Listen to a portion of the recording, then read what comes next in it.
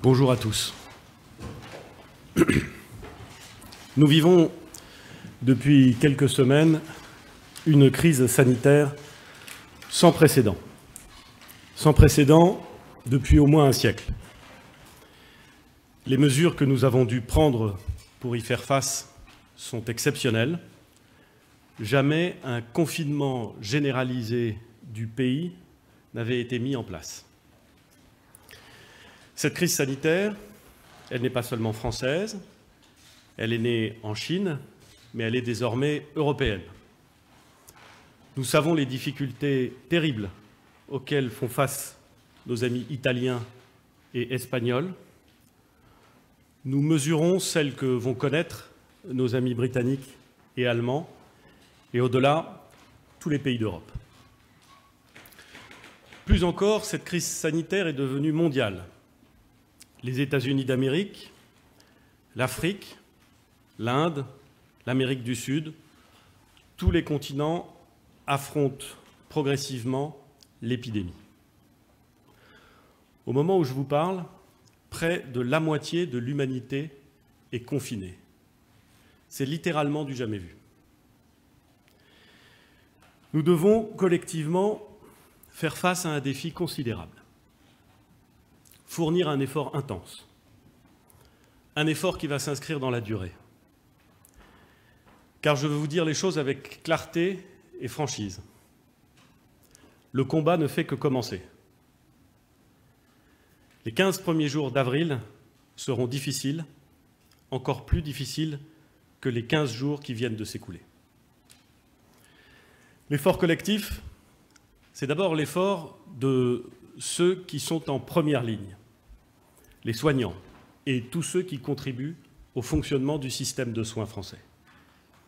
Ils sont admirables, courageux, engagés. Le président de la République a rappelé mercredi soir combien la nation leur était redevable. C'est aussi l'effort remarquable de ceux qui, en deuxième ligne, assurent la continuité de la vie de la nation. Les forces de l'ordre et les sapeurs-pompiers, les enseignants qui se démènent pour que nos enfants continuent dans des circonstances qui sont évidemment très particulières à apprendre et à travailler, les agriculteurs qui continuent à nous nourrir, les routiers qui garantissent la circulation et le transport des marchandises dont nous avons besoin pour continuer à vivre, les éboueurs, tous ceux qui travaillent dans la grande distribution ou dans le commerce alimentaire de proximité, les boulangers, les femmes et les hommes qui garantissent la poursuite de la production et de la distribution de l'électricité, de l'eau potable, le bon fonctionnement des transports publics, les surveillants de prison, les employés des agences bancaires, cette deuxième ligne dont je ne peux pas citer tous les métiers, mais qui tient ferme et qui nous permet d'espérer. Et puis c'est l'effort de chacun d'entre vous, l'effort d'une troisième ligne en quelque sorte, celle qui reste confinée strictement, même lorsque c'est long, même lorsque c'est pénible, et c'est pénible parfois, parce qu'il est évidemment pénible de ne pas pouvoir sortir, de ne pas pouvoir se promener avec des enfants en bas âge, de vivre confiné avec des adolescents qui ont besoin de respirer, de ne pas pouvoir aller serrer dans ses bras ceux que l'on aime, de ne pas pouvoir faire des courses, étudier, s'entraîner. Cette troisième ligne qui, en respectant le confinement, participe à l'effort national. Cet effort collectif, c'est celui de la nation. Au moment où nous vous demandons beaucoup, j'ai souhaité venir devant vous pour expliquer le plus complètement possible et le plus clairement possible quels étaient nos choix, notre stratégie, nos contraintes. Je veux vous dire ce que nous savons et ce que nous ne savons pas, ce que nous préparons, ce que nous réussissons, parce que sur certains points nous réussissons, et ce qui nous inquiète, parce que c'est vrai, certaines choses nous inquiètent. Je ne cherche pas à justifier l'action du gouvernement. Je sais bien que, le moment venu, nous tirerons ensemble les leçons de la crise. Le Premier ministre que je suis sera amené à répondre à toutes les questions qui seront posées, et je ne suis pas de ceux qui se défaussent de leurs responsabilités. Certains pensent qu'ils savent parfaitement ce qu'il conviendrait de faire et n'hésitent ni à donner des leçons, ni à formuler des critiques a posteriori. Je leur laisse ce luxe. Pour ma part, avec une très grande humilité, mais aussi avec une volonté absolue de permettre à notre pays de traverser cette crise, je veux parler clair aux Français. Je ne souhaite pas fermer le débat, les questions sont toujours légitimes et les propositions souvent utiles. Elles permettent de ne pas nous enfermer dans des schémas ou dans des plans qui peuvent se révéler inadaptés. Elles permettent d'entendre des idées que nous pouvons reprendre pour être plus efficaces dans ce long combat contre l'épidémie.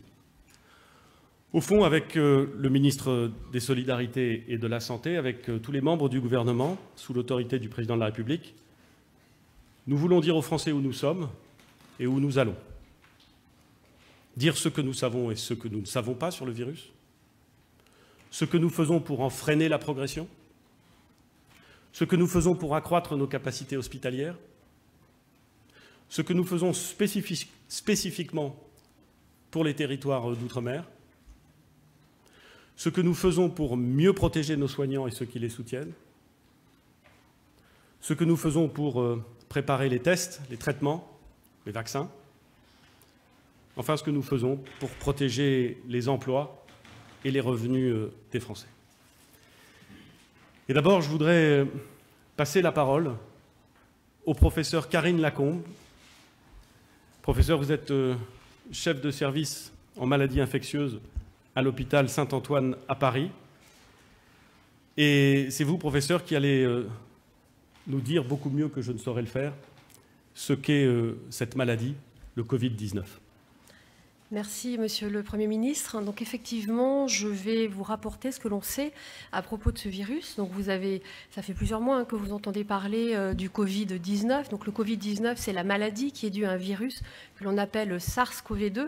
Ce virus fait partie du groupe des coronavirus, où il y a plusieurs virus qui sont saisonniers et d'autres virus qui sont apparus pour l'un d'entre eux qui s'appelle le SARS-CoV en 2003 avec de nombreux morts, 900, mais avec une épidémie dont on a pu empêcher le développement, et puis le MERS-CoV qui est un virus qui circule au Moyen-Orient et qui donne des épidémies qui sont tout à fait saisonnières. C'est une transmission par les gouttelettes et manuportée, et dans la plupart des cas, plus de 80% des cas, les signes sont tout à fait mineurs, et certains d'entre vous les ont déjà expérimentés, à type de rhinite, d'angine, de rhinopharyngite. On entend de plus en plus parler de la perte du goût, de la perte de l'odorat. Et puis, le problème qui nous concerne vis-à-vis de la morbidité, c'est-à-dire les patients très sévères qui arrivent à l'hôpital, eh bien, ce sont ces 15 à 20% de patients qui vont être hospitalisés parce qu'ils vont avoir des signes beaucoup plus sévères, parce que le virus peut attaquer les cellules respiratoires, d'où les pneumopathies. Il peut également attaquer les cellules du système nerveux central, d'où ces pertes de goût et ces pertes de l'odorat. Et puis, il y a aussi des complications digestives avec des personnes qui vont avoir de la diarrhée et de la fièvre. On estime que quand on arrive à l'hôpital, le risque de passer en réanimation est dû au fait qu'on peut avoir beaucoup de virus à l'intérieur du corps, mais également avoir une réponse inflammatoire exacerbée quand le corps cherche à se défendre de ce virus. Et le virus est dangereux pour 3 raisons. D'abord, il est très contagieux. Donc, on estime que chaque personne infectée peut contaminer à peu près entre 2 et 3 autres, beaucoup plus contagieux que la grippe, en particulier parce que pour la grippe, on a déjà des défenses immunitaires qui persistent d'une année sur l'autre, on a aussi un vaccin et on a aussi un traitement. C'est également un virus qui est contagieux avant d'être symptomatique. C'est la raison pour laquelle il est très difficile d'isoler les personnes infectées avant qu'elles ne puissent contaminer d'autres personnes. Et puis, on ne connaît pas vraiment à ce jour le taux de mortalité parce qu'on ne connaît pas le nombre de cas de personnes qui n'ont pas de symptômes. Mais on estime qu'environ 15% des personnes qui sont asymptomatiques entraînent des contaminations et surtout beaucoup de complications. Et 5% vont nécessiter une hospitalisation en réanimation. C'est un virus qui frappe d'abord les personnes âgées et les plus vulnérables, avec beaucoup de facteurs de risque qu'on commence à mieux connaître, en particulier le surpoids, en particulier tout ce qui est hypertension, insuffisance respiratoire, etc. Et ce que l'on a constaté, c'est que 96% des personnes décédées ont plus de 60 ans. C'est aussi un virus qui n'épargne pas les plus jeunes. Quand on regarde la répartition des personnes hospitalisées en réanimation, eh bien on voit qu'il s'agit en médiane de personnes qui ont 58 ans. C'est-à-dire que 50% des personnes hospitalisées en réanimation ont moins de 58 ans et 50% ont plus de 58 ans. Il faut savoir que les passages en réanimation ne sont pas proposés à des personnes qui sont très âgées, mais ce qui se fait dans la vie de tous les jours, quand on arrive en réanimation pour n'importe quelle raison, parce qu'on sait que quand on est âgé avec beaucoup de comorbidités, il y a un risque très important de ne pas sortir de réanimation et que ça peut être beaucoup plus délétère et inconfortable pour une personne âgée d'être en réanimation. Donc voilà un peu les choses que l'on sait. Il y a donc beaucoup de choses que l'on ne sait pas, ce qui nous appelle à beaucoup d'humilité. Et peut-être parmi les questions que se posent beaucoup d'entre nous, c'est est-ce que le virus est présent dans l'environnement? Est-ce qu'il persiste en particulier longtemps dans l'air, sur les surfaces inertes, etc. Eh bien ça, on ne sait pas. On sait que l'on peut trouver du virus, mais on ne sait pas si ce virus est infectant. Merci beaucoup, Madame la professeure. La conséquence de ce que vous avez indiqué, c'est-à-dire cette très forte contagion du virus, c'est qu'il se répand de façon très rapide. Comme nos partenaires européens, nous avons subi cette progression très rapide du virus et nous doublons le nombre de cas positifs parmi les cas testés tous les 3 à 4 jours. C'est donc un rythme très rapide. Vous le voyez sur cette courbe, nous sommes entrés quelques jours après l'Italie et l'Espagne au stade épidémique de cette maladie. Mais si l'on ramène l'ensemble de ces courbes au même point de départ, par exemple au moment où chaque pays a dépassé les 100 premiers cas, alors vous voyez que les courbes sont assez similaires et on peut toujours examiner à la loupe les différences de rapidité entre tel ou tel pays. La vérité, c'est que les méthodes de test sont parfois différentes. Ce qu'il faut retenir, c'est que la progression est rapide et au fond à un rythme très cohérent en fonction des pays européens. Un mot sur ces chiffres, puisque chaque soir, à la conférence de presse qui est organisée au ministère de la Santé et qui est présentée soit par le directeur général de la Santé, soit par le ministre des Solidarités et de la Santé, nous donnons des chiffres. Beaucoup de nos concitoyens se posent des questions sur ces chiffres.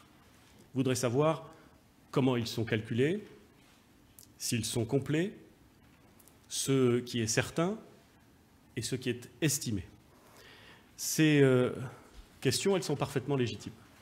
Et il faut y répondre avec précision, car elles sont un des éléments de la confiance et des décisions que nous sommes appelés à prendre. Je voudrais donc que nous puissions écouter le professeur Salomon, qui est directeur général de la santé, pour nous indiquer à la fois les différents moyens de mesure de la progression de l'épidémie et les différents moyens de mesure de la mortalité de cette maladie Covid-19.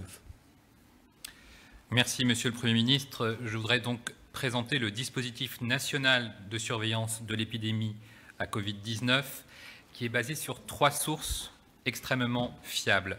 Première source que les Français connaissent depuis le début de cette épidémie, le nombre de cas de tests positifs, c'est-à-dire que nous pratiquons des tests avec un écouvillon dans le nez, ce n'est pas un examen très agréable, à la recherche du virus. Ce test part ensuite dans un laboratoire de virologie qui confirme la présence ou non du virus, et ce résultat de test permet de nous donner des chiffres tous les jours du nombre de personnes qui, en France, ont eu ce dépistage positif à la recherche du virus. Deuxième source extrêmement fiable, vous savez que les établissements de santé sont tous mobilisés, que le plan blanc est activé dans l'ensemble des établissements de France. Nous avons donc un suivi hospitalier quotidien des formes sévères de la maladie. Plus de 600 hôpitaux nous signalent tous les jours le nombre de patients admis, les admissions à l'hôpital, ce qui correspond à des formes sévères nécessitant une prise en charge en milieu hospitalier, notamment de l'oxygène ou des traitements particuliers. Le nombre de malades qui sont dans une situation préoccupante, dans un état grave et qui sont hospitalisés en réanimation, mais aussi un indicateur très important, le nombre de patients hospitalisés sortis guéris, car il y a heureusement énormément de patients qui sortent guéris, c'est important de le rappeler, et puis parfois des patients qui malheureusement, après une réanimation importante, décèdent, et le nombre de décès est un nombre cumulé des décès observés en milieu hospitalier. Troisième source, nous avons maintenant à combattre une épidémie nationale. Le virus se répand rapidement en population, mais comme vous l'a dit le professeur Lacombe, il donne souvent des formes mineures, et donc nous avons besoin d'avoir des informations sur le recours aux soins en ville. Ce recours aux soins, il est basé sur ce qu'on appelle une surveillance syndromique de la population. C'est une surveillance qui a maintenant fait les preuves de son efficacité depuis plusieurs années, que l'on met en place l'été pour surveiller la canicule, l'hiver pour surveiller les différentes épidémies. Elle est basée sur des médecins volontaires, des médecins sentinelles, sur l'activité de l'ensemble des services de SOS médecins, ainsi que sur les tests réalisés dans les laboratoires de ville. Et c'est ainsi que Santé publique France, qui nous donne l'ensemble de la surveillance épidémiologique en France, a pu estimer que 44 000 personnes ont consulté la semaine dernière leur médecin, SOS médecin ou un laboratoire pour une infection à coronavirus. Donc vous voyez que ces chiffres, à la fois le nombre de tests réalisés, l'activité hospitalière et l'activité en ville, sont finalement le reflet, avec un certain retard, des contaminations. Pourquoi dis-je retard? Parce que, comme vous le savez, quand vous avez été en contact avec le virus, il y a ensuite une phase d'incubation, en moyenne une semaine, puis l'apparition de symptômes, et puis c'est au bout de quelques jours que vous êtes un peu fébrile ou que vous avez des symptômes qui vous perturbent, une toux par exemple, que vous allez consulter soit un médecin, soit vous retrouver en milieu hospitalier. Et comme vous le savez, cela ne permet pas d'estimer le nombre réel de cas, puisqu'il existe des formes sans symptômes, des formes dites asymptomatiques, qu'il existe des formes très bénignes, avec des symptômes tellement bénins que finalement nos concitoyens ne pensent même pas à consulter. Et donc les chiffres que l'on vous donne tous les soirs, le nombre de tests, le nombre de patients hospitalisés ou le nombre de personnes qui consultent leur médecin, finalement, nous font observer les contaminations qui ont eu lieu avant la mise en place du confinement. En ce qui concerne la surveillance de la mortalité, premier chiffre que l'on donne aussi tous les jours, la mortalité enregistrée dans ces fameux 600 établissements de santé qui prennent en charge les malades. C'est une mortalité qui est donc cumulée depuis la mise en place de cette surveillance, et c'est ainsi que l'on peut avoir des statistiques importantes sur l'âge, sur le sexe, sur les facteurs de risque, et c'est comme ça que l'on a pu montrer qu'effectivement, nos personnes âgées, nos personnes les plus fragiles sont celles qui sont le plus victimes de cette infection Covid. Deuxième dispositif de surveillance de la mortalité très important que nous mettons en place au cours de ce week-end et qui donnera des résultats au tout début de la semaine prochaine, la surveillance de la mortalité dans les institutions pour personnes âgées, dans les EHPAD, c'est évidemment très important. Troisième source, vous connaissez l'état civil, vous connaissez l'INSEE. La surmortalité est enregistrée par l'INSEE grâce aux données des mairies, grâce aux données de l'état civil. Et nous aurons donc une publication hebdomadaire qui sera relative à la semaine précédente. Et c'est ainsi que nous commençons à vous donner des chiffres portant sur une surmortalité départementale, sur une surmortalité régionale, sur une surmortalité nationale, puisqu'on a ces éléments de précision. C'est le reflet évidemment de contamination ancienne, puisqu'il faut d'abord la phase d'incubation et la phase des symptômes avant de devoir prendre en charge des patients graves et parfois d'observer des décès. Un point important, les données de mortalité en France sont extrêmement fiables, elles sont surveillées depuis des années, elles sont d'ailleurs publiques. Vous pouvez consulter ce site de l'INSEE qui montre les statistiques de mortalité nationale, les statistiques de mortalité mensuelle. Et c'est ainsi que l'on constate que les mois de mars, la mortalité mensuelle varie entre 40 000 et 50 000 décès sur les 10 dernières années. Ces importantes variations sont liées à tous les événements de santé qui peuvent se produire en France. Ce dispositif qui peut paraître complexe est un dispositif extrêmement fiable et par souci de transparence, nous l'avons explicité dans un livret qui est téléchargeable sur le site du gouvernement comme sur le site du ministère de la Santé pour que les Françaises et les Français puissent comprendre quel est notre dispositif de surveillance. Enfin, Vous avez tous désormais accès à l'ensemble des données disponibles grâce à un tableau de bord, à l'ensemble des informations en accès libre sur le site du gouvernement, www.gouvernement.fr. Toutes les données fournies par Santé publique France vont être mises totalement en transparence pour que vous puissiez regarder chaque jour, pour les territoires qui vous intéressent, soit France entière, soit région, soit département, le nombre de cas positifs, le nombre de personnes qui ont été hospitalisées, le nombre de personnes qui sont sorties guéries du milieu hospitalier, ceux qui sont pris en charge en réanimation et aussi le nombre de décès. Et ce sera adapté à l'ensemble du territoire et mis à jour tous les jours. Merci, monsieur le professeur. Nous avons parlé du virus et de la façon dont nous étions en mesure de compter et de déterminer son évolution. Je voudrais maintenant dire un mot de notre stratégie pour lutter contre le virus.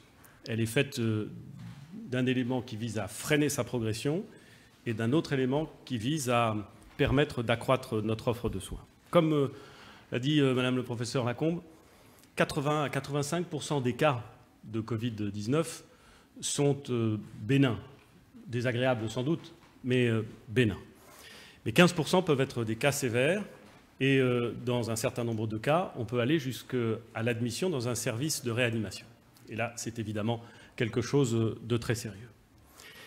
Il y a en France, avant le début de cette épidémie, environ 5000 lits dans les services de réanimation de la France entière. C'est notre capacité de réanimation. Si l'épidémie se développe sur le territoire, au fur et à mesure du temps, les formes sévères, celles qui justifient une admission dans les services de réanimation, vont s'accroître et être de plus en plus nombreuses. Et vous voyez sur le tableau tel qu'il vous est présenté à côté de moi que si on dépasse le nombre de cas justifiant une admission au service de réanimation, si ce nombre est supérieur à notre capacité d'accueil, alors nous avons un sérieux problème. C'est la raison pour laquelle notre stratégie repose sur deux idées simples.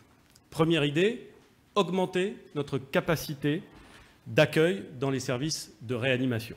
C'est la responsabilité du gouvernement et nous avons tout mis en œuvre depuis plusieurs semaines pour faire en sorte d'augmenter notre capacité d'accueil dans les services de réanimation.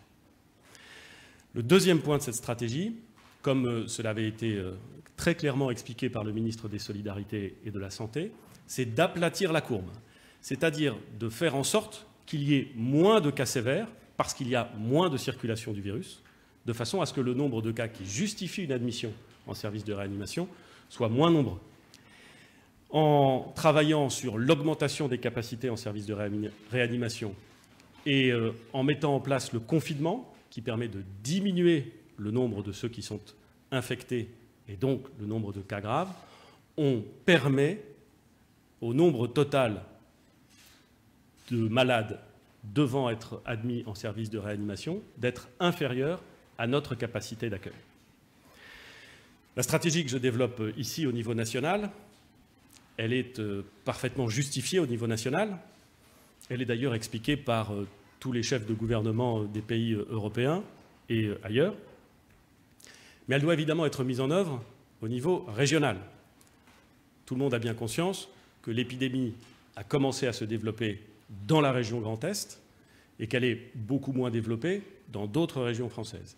Il faut donc que nous soyons en mesure, en permanence, d'adapter la capacité des lits de réanimation et le confinement à la réalité régionale. C'est aussi la raison pour laquelle vous avez pu constater récemment la multiplication des déplacements de malades admis en service de réanimation qui permettent de soulager les régions qui sont déjà confrontées à la vague afin de soigner ceux qui doivent l'être dans des régions où les lits sont encore disponibles parce que la vague n'est pas encore arrivée.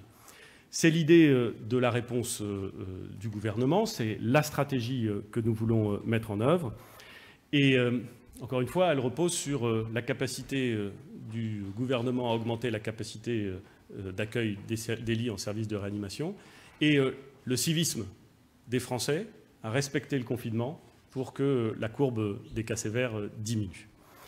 Je voudrais passer la parole au professeur Arnaud Fontanet, qui est épidémiologiste de l'Institut Pasteur, pour qu'il puisse expliquer les raisons du confinement et l'importance de cet indicateur. Merci beaucoup, Monsieur le Premier ministre. Effectivement, pour nous, épidémiologistes, le nombre d'admissions chaque jour en réanimation est le principal indicateur. C'est un indicateur d'abord qui est fiable, qu'on peut mesurer avec les outils dont on dispose aujourd'hui. C'est également celui qui nous dira si les patients qui nécessitent une réanimation seront accueillis dans les bonnes conditions.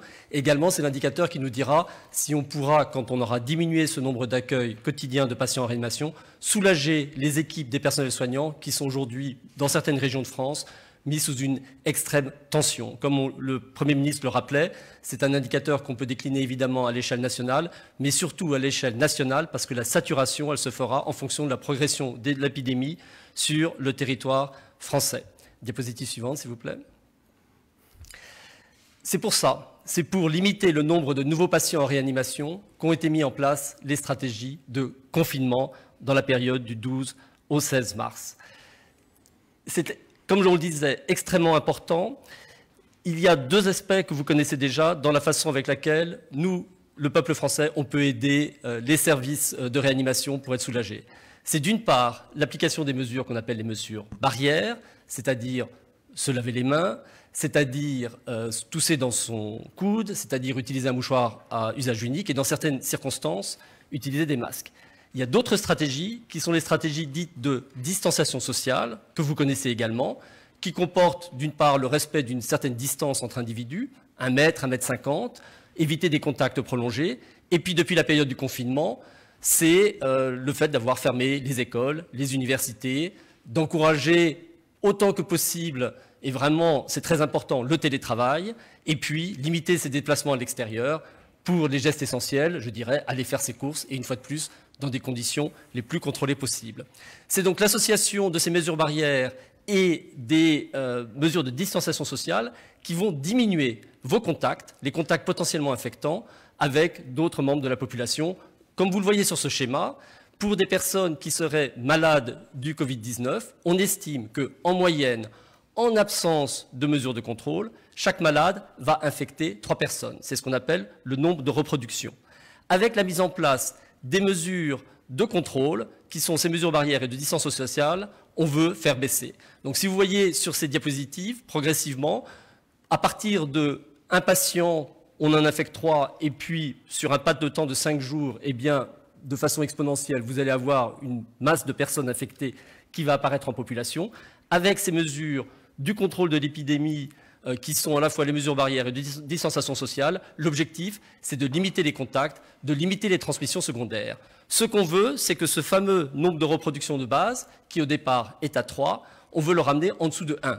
Vous comprendrez bien que si chaque personne malade infecte moins d'une personne, eh bien l'épidémie va décliner. C'est tout l'objectif des mesures de confinement qui ont été mises en place entre le 12 et le 16 mars. Pour pouvoir estimer l'impact de ces mesures de confinement sur, une fois de plus, l'indicateur principal, qui est le nombre de cas quotidiens d'admission en réanimation, il va falloir attendre un peu. Parce qu'au moment où les mesures de confinement ont été mises en place, il y avait des personnes qui étaient en période d'incubation de la maladie, il y en avait d'autres qui étaient encore au stade précoce de la maladie, mais pas encore nécessitant des soins de réanimation. Pour toutes ces personnes, en l'absence de traitement, rien ne pouvait empêcher leur progression, pour ceux, les 5% qui feront des formes graves, vers une réanimation. Dès lors, les premiers impacts des mesures de confinement, on ne pourra le voir, et on l'espère, qu'en fin de semaine prochaine. C'est les 3 semaines qui séparent le moment de la mise en place du confinement et le moment où ces personnes arriveront en réanimation. Donc, l'indicateur qu'on vous a cité, on le regardera avec beaucoup d'attention dans la semaine qui vient, et je l'espère, on verra les premiers effets du confinement.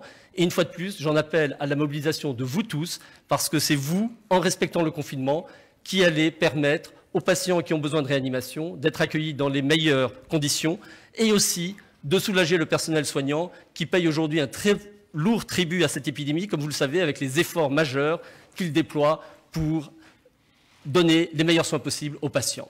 Sur la carte que vous voyez ici, vous avez 2 scénarios.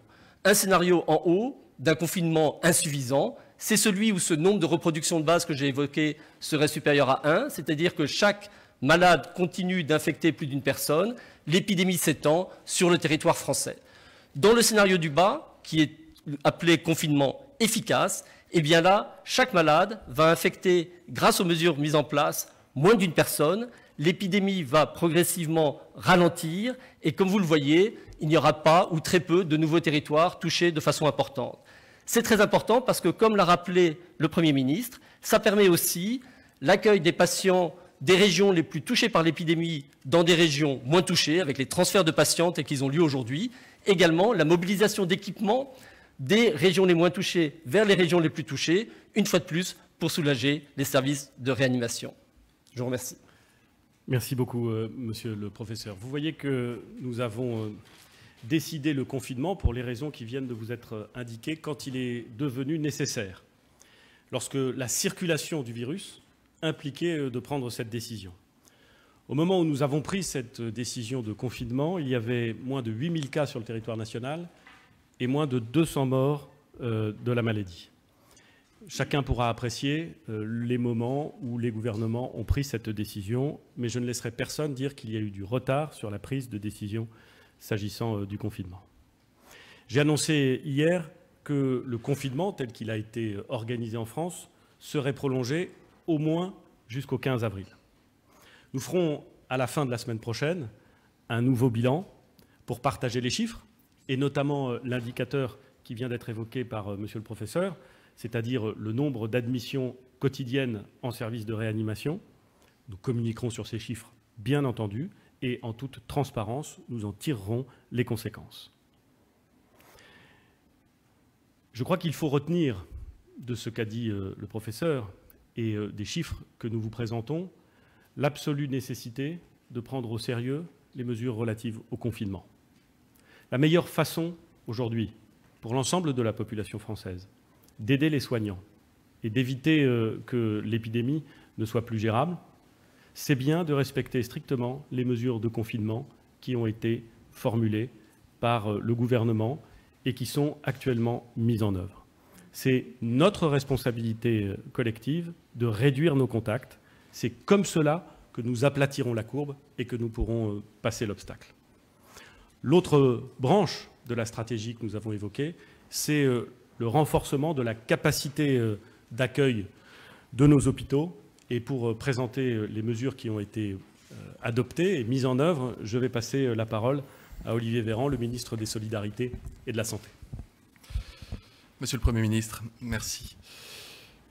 Avant même l'apparition de l'épidémie en tant que telle sur le territoire national, la France a mis en place des dispositions très fortes, inédites, pour préparer l'hôpital, pour préparer l'ensemble des hôpitaux à faire face à la menace, au cas où cette menace s'avérerait concrète. Avant même l'apparition de l'épidémie, j'ai déclaré le plan blanc dans tous les hôpitaux de France, c'est-à-dire que j'ai demandé à l'ensemble des hôpitaux, publics comme privés, de procéder à des déprogrammations de toutes les activités qui n'étaient pas indispensables. On a pu alors me demander à l'époque pourquoi est-ce que nous anticipions autant, alors même que le virus ne circulait pas. J'expliquais alors que plus vite nous annulions des activités programmées, plus vite nous étions en mesure de libérer de la place dans les services de soins intensifs et de réanimation, parce que si l'épidémie frappait, elle risquait de frapper vite, elle risquait de frapper fort, et nous ne savions pas où elle frapperait en premier. L'activation du plan blanc a donc permis de renforcer considérablement nos capacités hospitalières sur tout le territoire. Je dis sur tout le territoire, car dès les premiers jours aussi, j'avais évoqué la nécessité pour chaque Français, quel que soit son lieu de résidence sur le territoire national et en Outre-mer, de pouvoir avoir accès à un hôpital dans son département. Désormais, ce sont plus de 600 établissements de santé qui sont en mesure de recevoir des patients atteints du coronavirus. Tous les établissements publics, tous les établissements privés de santé sont mobilisés dans la lutte contre cette épidémie. Parfois, dans certains territoires au sein desquels le virus ne circule pas encore beaucoup, il y a des établissements de santé, il est vrai, qui conservent des places qui sont libres. Ces places libres, j'y reviendrai tout à l'heure, peuvent être à la fois utiles pour accueillir des malades en provenance de régions qui font face à l'épidémie, mais elles sont aussi libres dans l'éventualité où l'épidémie viendrait à son tour frapper son territoire. L'enjeu maintenant, il porte sur la question des réanimations. Les réanimations, le Premier ministre l'a évoqué tout à l'heure, ce sont des secteurs, des services de médecine dans lesquels on peut hospitaliser des patients en état très sévère, allant parfois jusqu'à les mettre en coma artificiel et procéder à ce qu'on appelle une intubation et une ventilation mécanique pour les aider à respirer. C'est notamment le cas, cela a été évoqué, de malades qui font des pneumonies très sévères, très graves, avec des difficultés pour s'oxygéner. Les capacités initiales de la France étaient de 5000 lits de réanimation. Elles ont été augmentées grâce à la déprogrammation et grâce à la mobilisation de tous les hôpitaux à 10 000 lits. Désormais, nous souhaitons atteindre un objectif de 14 000 à 14 500 lits de réanimation sur tout le territoire national, ce qui constitue une augmentation massive des capacités de réanimation. Il y a plusieurs enjeux que cela pose. D'abord, un enjeu humain, et j'y viendrai dans quelques minutes. Ensuite, un enjeu matériel. Je le citais tout à l'heure, lorsque des patients ont besoin d'avoir une machine pour les aider à respirer, ce qu'on appelle des respirateurs, il faut alors pouvoir leur fournir ces respirateurs en nombre suffisant. La France dispose d'un certain nombre de respirateurs. Il y en a de ce qu'on appelle des légers et d'autres plus lourds, plus efficaces pour les patients qui font les troubles respiratoires caractéristiques des malades atteints du coronavirus. Nous avons monté en gamme tous les respirateurs que nous pouvions monter en gamme. Nous sommes allés récupérer partout où ils étaient sur le territoire national les respirateurs pour les rendre disponibles pour les hôpitaux à mesure qu'ils en avaient besoin. Au-delà, nous avons passé des commandes à tous les producteurs, et notamment un producteur français, Air Liquide, avec une commande qui porte sur plus de 1000 respirateurs supplémentaires. C'est à ce prix que nous pourrons passer le nombre de lits de réanimation équipés de 10 000 à 14 000. Et puis, nous regardons aussi à l'étranger à travers des commandes, mais également à travers des prêts. Et je tiens à remercier nos collègues allemands qui, ce matin encore, nous livraient pour la région Grand Est 25 respirateurs très utiles pour les malades. À côté de la question des respirateurs, il y a la question des médicaments, qui est une question qui revient régulièrement. Elle est tout à fait légitime. Les médicaments, il existe une demande mondiale. Le Premier ministre a expliqué que l'épidémie était mondiale. Tous les pays du monde font face aux mêmes tensions sur les approvisionnements en médicaments, certains médicaments indispensables pour la réanimation. À chaque fois qu'un établissement de santé nous fait part de difficultés pour s'approvisionner ou nous fait part de difficultés sur les stocks qui lui restent, nous mettons tout en œuvre pour lui fournir ce médicament à partir des stocks nationaux ou territorialisés dont nous disposons. Je parle notamment des produits de réanimation dont la demande a pu parfois augmenter de l'ordre de 2000%. Et toutes les entreprises qui fabriquent des médicaments en France, en Europe comme dans le monde sont totalement mobilisées pour pouvoir répondre à une demande mondiale qui correspond à une situation jamais vécue. Je le disais, respirateurs, médicaments, mais également besoin de ressources humaines, de soignants, de médecins, d'infirmiers, d'aides-soignants, de brancardiers. Toutes ces personnes qui font la richesse de l'hôpital, la richesse des soins en ville, qui sont indispensables, notamment dans les endroits qui font le plus face à l'afflux de malades. Il y a deux grands dispositifs dans notre pays. Le premier, c'est la réserve sanitaire. Cette réserve sanitaire s'enrichit chaque jour de 1000 soignants supplémentaires depuis le début du mois de mars. Je remercie infiniment l'ensemble des jeunes médecins retraités, des jeunes médecins pas encore diplômés, des infirmiers, des infirmières, des aides-soignants qui se mobilisent au sein de la réserve sanitaire et qui permet de répondre ponctuellement ou dans la durée à des besoins qui se font jour dans des territoires sous tension. C'est absolument indispensable. Il y a également une plateforme qui s'appelle renfort-covid.fr qui a été activée par plus de 1000 établissements et qui permet à des milliers de soignants d'être mis en relation avec les établissements de santé qui ont le plus besoin d'eux. Il ne faut pas hésiter, je renouvelle cet appel à direction des soignants, mais je le redis, ils ont été très nombreux à répondre et c'est particulièrement émouvant de voir même des médecins accepter de venir quitter pour un temps le stéthoscope pour prendre la seringue et aller donner un coup de main extrêmement utile aux équipes soignantes, infirmières ou d'aides-soignants dans la période. Ces gestes d'entraide et de solidarité entre professions de santé est admirable.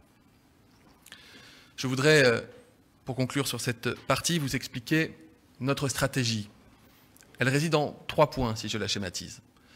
Premièrement, augmenter partout les capacités de réanimation, je l'ai dit. Deuxièmement, augmenter partout les moyens sur place pour faire face à la demande de soins en période d'épidémie. C'est notamment le cas dans les territoires qui sont les plus touchés, les régions qui sont les plus touchées, la région Grand Est, la Bourgogne-Franche-Comté, l'Île-de-France, la Corse. Nous sommes aussi capables de mobiliser des moyens nouveaux. Ça a été le cas avec cet hôpital militaire de campagne qui a été construit en quelques jours à Mulhouse, inauguré par le président de la République cette semaine. C'est aussi le cas avec un bateau militaire qui est capable d'être en rade à côté de la Corse pour venir en aide aux patients corses où l'activité est dynamique du côté d'Ajaccio. Et puis, troisièmement, lorsque nous avons augmenté les lits, lorsque nous avons apporté du matériel et des ressources humaines et que ça ne suffit pas, être capable de transférer des malades graves, y compris des malades dans le coma, vers d'autres hôpitaux, vers d'autres territoires, au sein desquels la pression épidémique est moins importante. Nous l'avons fait par avion, nous l'avons fait par bateau, nous l'avons fait par hélicoptère, nous l'avons fait par TGV sanitaire, nous l'avons fait en direction des hôpitaux de France, nous l'avons fait en direction d'hôpitaux de pays frontaliers qui ont accepté de nous aider dans la période, l'Allemagne, la Suisse, le Luxembourg, que je remercie. 50 patients seront à nouveau transférés de la région Grand Est vers d'autres hôpitaux français ce week-end, et notamment un train sanitaire permettra de transférer une vingtaine de malades depuis l'hôpital de Nancy. À côté des hôpitaux, il y a les établissements pour les personnes âgées dépendantes, pour les personnes âgées en perte d'autonomie. Cela concerne plus de 7000 établissements dans notre pays, dans lesquels résident plus de 700 000 personnes âgées en perte d'autonomie. Ce sont des personnes, vous le savez, qui sont fragiles, qui sont souvent déjà malades, qui sont les plus en danger face à la maladie virale et notamment au coronavirus. Très vite, nous avons activé le plan bleu. Le plan bleu qui nous a permis de prendre des mesures difficiles, humainement pour les EHPAD. L'interdiction des visites, l'éloignement des familles, l'identification partout où c'était possible au sein des EHPAD de secteurs dédiés aux malades atteints du coronavirus. Les fédérations du secteur m'ont fait part de leurs besoins, 500 000 masques chirurgicaux par jour. Je me suis engagé à déstocker chaque jour 500 000 masques chirurgicaux pour les EHPAD. L'acheminement qui était complexe s'appuie désormais sur le soutien des départements que je remercie de nous aider dans cette mission. Nous devons aller plus loin pour protéger ces personnes âgées particulièrement fragiles et prendre des décisions encore plus difficiles. Je pense, en disant difficiles, au personnel des EHPAD, mais aussi aux personnes âgées elles-mêmes et à leurs familles. Je demanderai aux établissements de type EHPAD de se préparer à aller vers un isolement individuel de chaque résident d'EHPAD dans les chambres. Certains établissements le font déjà sur le territoire national, de manière à protéger les personnes résidentes des EHPAD de la dissémination du virus. Je demanderai également que nous puissions tester en priorité pour le virus le personnel qui travaille au sein des EHPAD. Et enfin, partout où ce sera possible, j'encouragerai toute démarche pour que le personnel qui travaille sans relâche déjà au sein des EHPAD puisse le moins possible sortir de ces établissements pour prendre le moins de risques qu'ils reviennent avec le virus et prennent le risque de contaminer le personnel. Le lien est quotidien avec les EHPAD via les agences régionales de santé. Et je me suis entretenu et écrit une circulaire à destination des agences régionales de santé pour assurer un parcours du soin adapté pour les résidents des EHPAD. Le professeur Lacombe le disait tout à l'heure, les patients très âgés, très fragiles, c'est compliqué la réanimation, c'est compliqué de les mettre en coma, la mortalité est très élevée. En revanche, pour les formes moins graves, qui ont des besoins d'oxygène, parfois il existe de l'oxygène et des médicaments sur place, notamment avec le soutien des médecins coordonnateurs, parfois ce n'est pas possible. Et je demande à ce qu'au sein de chaque territoire de santé soit identifiée une filière d'admission des patients âgés issus des EHPAD malades du coronavirus. Dans le même temps, je demande à développer encore davantage les soutiens par les équipes mobiles pour venir au sein des EHPAD porter secours aux personnes âgées malades. La France ne laissera pas les personnes âgées en perte d'autonomie sur le bord du chemin, c'est hors de question. Les personnes âgées fragiles, il y en a dans les EHPAD, 700 000, il y en a autant à la maison. Ces personnes-là, elles subissent aussi de plein fouet l'isolement. Elles peuvent compter sur le soutien de leurs aidants, mais pas dans les conditions habituelles. Elles peuvent compter sur le soutien des associations. Elles peuvent compter sur le soutien des CCAS, c'est-à-dire des comités sociaux des collectivités territoriaux, des collectivités territoriales. Et puis, elles peuvent compter sur un réseau de solidarité qui s'est mis en place partout sur le territoire. Je les en remercie. Il faut faire très attention aux personnes âgées fragiles à domicile, limiter au strict minimum les visites, parce qu'encore une fois, ce sont les cibles les plus fragiles devant le virus.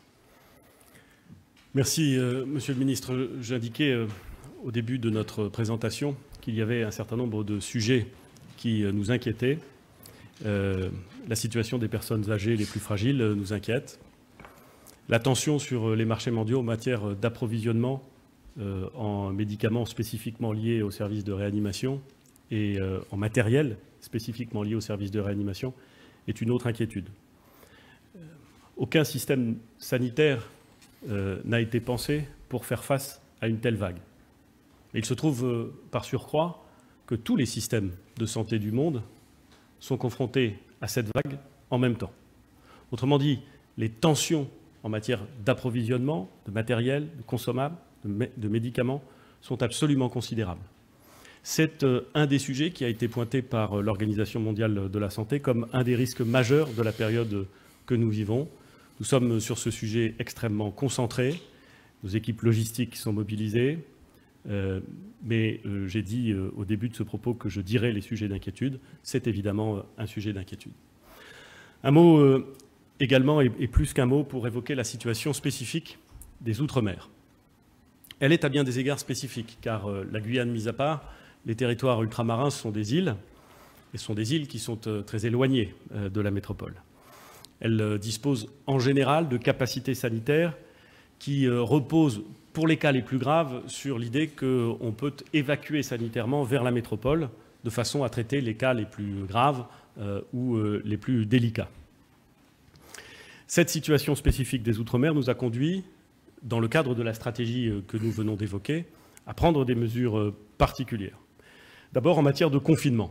Nous avons décidé du confinement total dans les Outre-mer au même moment que nous décidions du confinement total sur le territoire national, alors même que la phase épidémique n'était pas engagée dans un certain nombre de ces territoires ultramarins. Pourquoi ?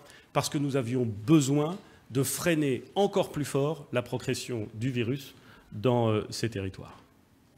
Nous avons ensuite mis en place des restrictions très strictes pour l'entrée sur chaque territoire, avec l'interdiction des escales de bateaux de croisière, avec l'interdiction d'entrer dans les collectivités d'outre-mer, sauf motif impérieux, et ce qui entraîne une restriction et une réduction très forte du nombre de vols commerciaux. Et puis nous avons imposé une quatorzaine stricte aux personnes qui entrent dans ces territoires.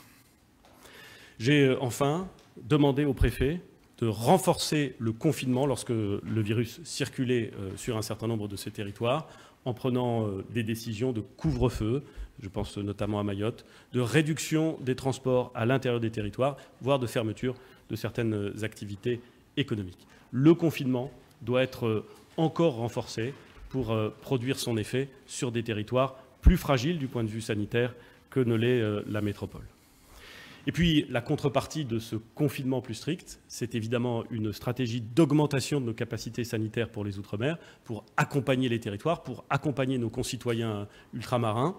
C'est la raison pour laquelle nous avons décidé d'augmenter la capacité de réanimation des services hospitaliers dans les Outre-mer. Les Antilles vont passer de 81 lits en temps normal à 169 lits, notamment grâce à l'apport dès la semaine prochaine de 32 respirateurs envoyés depuis la métropole.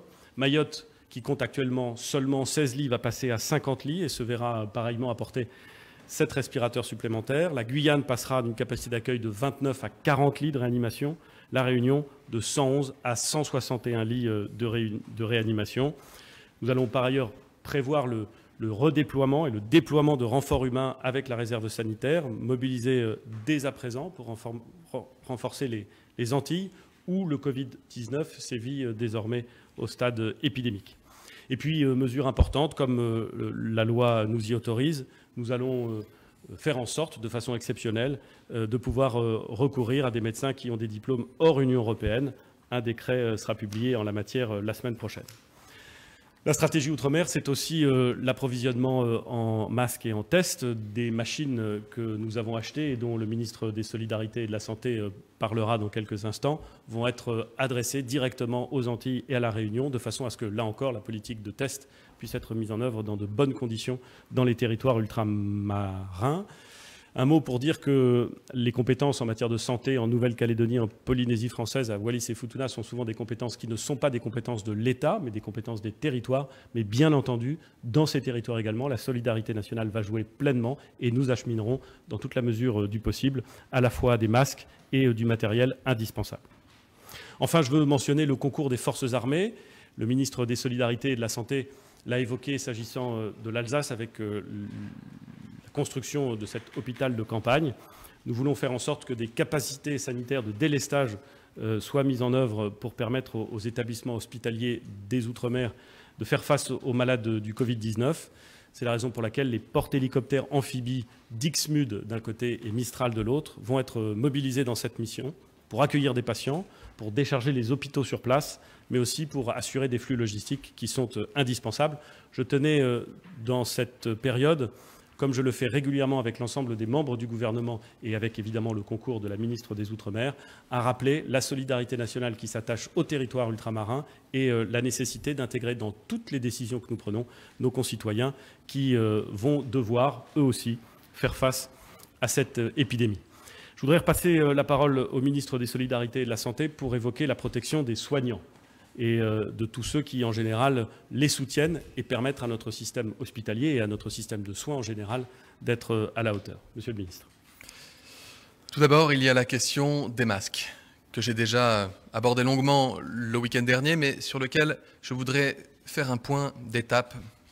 Rappeler que la France était dotée d'un stock national de 117 millions de masques chirurgicaux et sans avoir de stock national de masques FFP2. Habituellement, grâce à la production française de matériel de protection et grâce aux importations, cela permet de faire face aux besoins. Mais en période d'épidémie, qui met en tension le dispositif équilibré en temps normal, les choses sont tout autres. Tout d'abord, ce que nous avons constaté, c'était attendu, une augmentation très importante, parfois massive, par endroits de masques, notamment dans les hôpitaux qui font face à l'afflux de malades atteints de coronavirus. C'est normal, il faut protéger ces soignants dans les meilleures conditions possibles. Par ailleurs, une réduction nette, brutale, il y a plusieurs semaines de cela, des importations en provenance de Chine, tout simplement parce que les usines chinoises avaient fermé du fait de l'épidémie qui a frappé la Chine avant de concerner l'Europe. Notre réponse depuis le premier jour, elle a consisté d'abord en une répartition rigoureuse des masques qui privilégie les soignants et les personnes les plus fragiles. J'ai déjà eu l'occasion de m'exprimer, de faire le détail par profession. Cette distribution des masques privilégie toujours les soignants et les personnes les plus fragiles. Cette semaine, ce sont 36 millions de masques qui ont été déstockés, envoyés sur tous les territoires à destination des hôpitaux, des EHPAD, des aides à domicile et de l'ensemble des professionnels de santé de ville. Deuxième réaction, nous avons tout de suite augmenté de façon drastique la production intensive de masques sur le territoire national. Je l'ai déjà dit, les usines tournent en permanence et sont désormais capables de produire plus de 8 millions de masques par semaine. Enfin, nous avons passé des commandes partout où cela est possible dans le monde. Et notamment, vous vous en doutez, en Chine, qui est le centre mondial de fabrication de ces masques. J'ai déjà évoqué le nombre de 250 millions de masques commandés à la Chine, qui correspondent au nombre de masques effectivement en fabrication à destination de la France.